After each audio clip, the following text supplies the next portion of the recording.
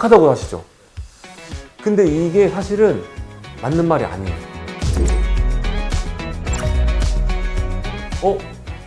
위에 보면 종 모양 버튼을 누르면은 치과에 대한 유익한 정보를 조금 더 빨리 일찍 받아보실 수 있습니다.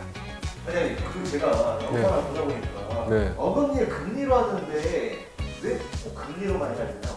아닙니다. 금리로만 해야 되는 건 아닙니다. 과거에는 금리가 최고다. 금이 제일 튼튼하다. 왜냐면은 금은 안 깨지니까.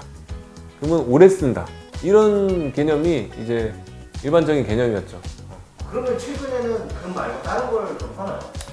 그렇죠. 아직도 뭐 금이 최고다라는 컨셉으로 이제 진료하고 계신 원장님들도 많이 계시지만은 세라믹 재질, 그러니까 치아색 나는 재질의 재료 자체의 물성도 굉장히 좋아졌고 이거를 치아에 적합시키는 그 기술 자체도 많이 높아지면서 저는 금보다는 세라믹 재료를 더 권유해 드립니다. 어금니에서도. 세라믹 어금니에 하면 깨지는 거 아닌가요? 그게 지금까지 생각하던 어떻게 보면 고정관념이고 과거의 이제 생각인 건데 지금은 그렇지 않다는 거죠. 이거는 사실 술자의 테크닉에 따라서도 좀 좌지우지 되는 요소가 좀 많이 있긴 한데요. 제가 예를 들어서 설명을 드릴게요. 유리 있잖아요.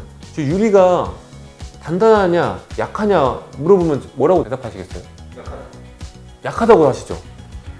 근데 이게 사실은 맞는 말이 아니에요.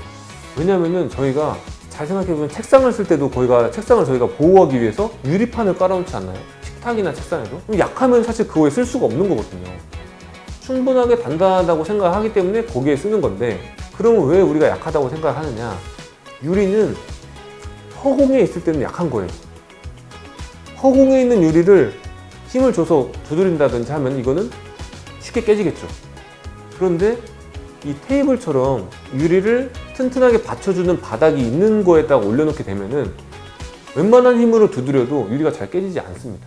그런데 테이블을 가운데 부분을 살짝 벌린다고 생각해 보세요. 테이블을 살짝 가운데를 벌려놓고 그 벌려진 자리를 힘을 가한다. 그럼 유리 어떻게 될까요? 깨지죠. 그러니까 바닥에서 받쳐주지 못하는 부분이 생기면 그 자리는 쉽게 깨질 수가 있는 겁니다. 이거를 저희 세라믹 인레이로 가져와서 똑같이 적용을 시키면은 세라믹 인레이를 치아에 온전하게 빈틈없이 붙이는 기술이 예전에 약했던 거예요. 그러면 빈틈이 생기면 그 부분이 약하고 그 부분에 뭔가 힘이 갔을 때 쉽게 깨질 수가 있었던 거죠. 그런데 지금은 치아와 이 재료 사이에 빈틈이 안 생기게 붙이는 기술이 굉장히 좋아지고 발전한 겁니다. 그렇기 때문에 강한 힘이 가도 아래쪽에서 온전하게 치아가 받쳐줄 수 있기 때문에 이게 쉽게 깨지지 않게 되는 거죠. 물론 이거를 이렇게 잘 붙이는 것도 술자의 테크닉이기도 합니다.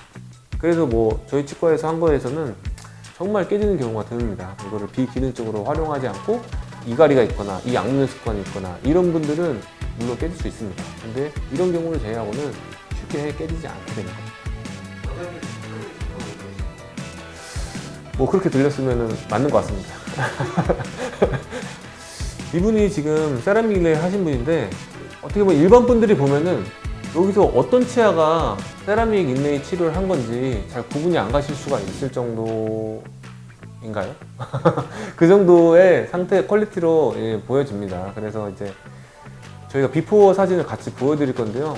치료하기 전의 사진과 치료하기 후의 사진을 비교하면 이 치아들이 지금 치료를 한 거구나 이렇게 아실 수 있을 거고 이 세라믹 인레이의 치료의 퀄리티를 어떻게 보면은 평가할 수 있는 가장 첫 번째 기준은 치아와 재료의 경계가 명확하지 않고 부드럽게 이행되느냐 이게 첫 번째 기준이 될 수 있어요. 이 얘기가 뭐냐면은 치아와 재료가 한 몸이 됐다는 거예요. 접착이 제대로 이루어졌다는 거죠. 이 세라믹 재료의 특징은 치아와 재료를 붙인다는 겁니다. 접착을 시킨다는 거예요. 화학적으로 결합을 시키는 거예요. 그렇기 때문에 화학적으로 제대로 결합이 됐을 때 물론 색깔에서의 차이는 조금 있을 수가 있어요.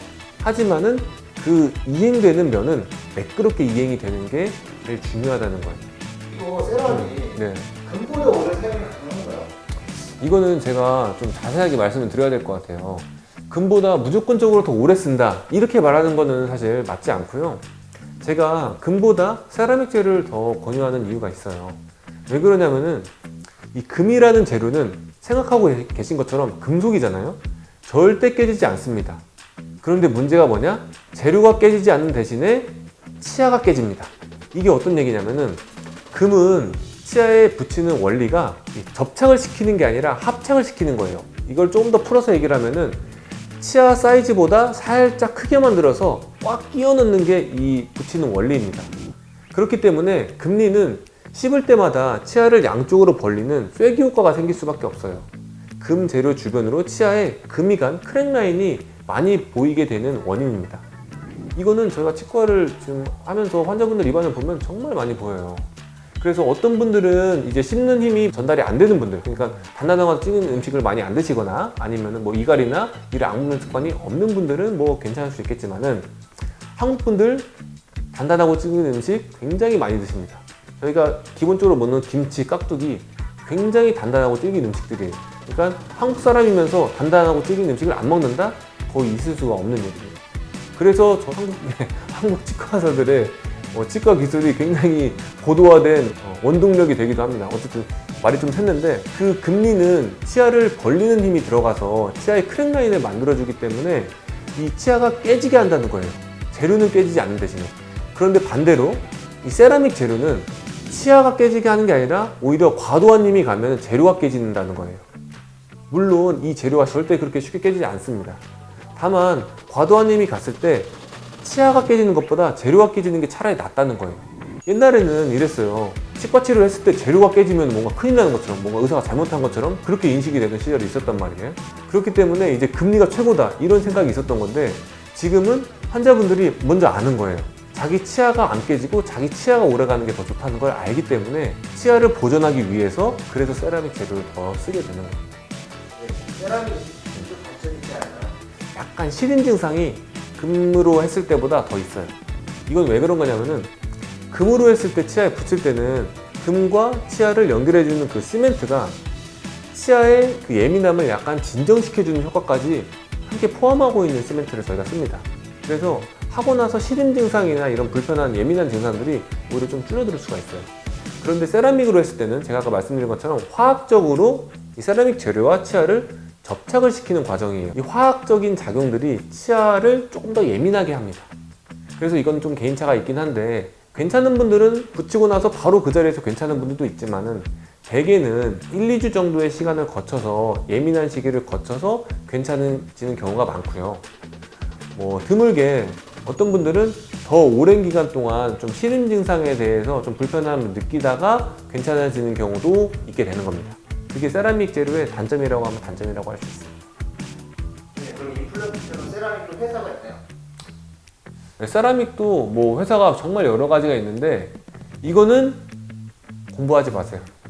이거는 공부하지 마세요. 이거는 의사들도 모르고 사용하는 경우가 정말 많을 정도로 정말 마이너한 요소고 그렇기 때문에 이것 때문에 뭔가 어떤 병원을 선택하거나 의사를 선택하거나 하는 기준이 될 수는 없다고 뭐 확실하게 말씀드릴 수 있겠습니다. 오늘은 세라믹 인레이에 대해서 알아봤는데요. 오늘 영상이 유익하고 도움이 되셨다면 구독과 좋아요, 알림 설정까지 부탁드리겠습니다. 감사합니다.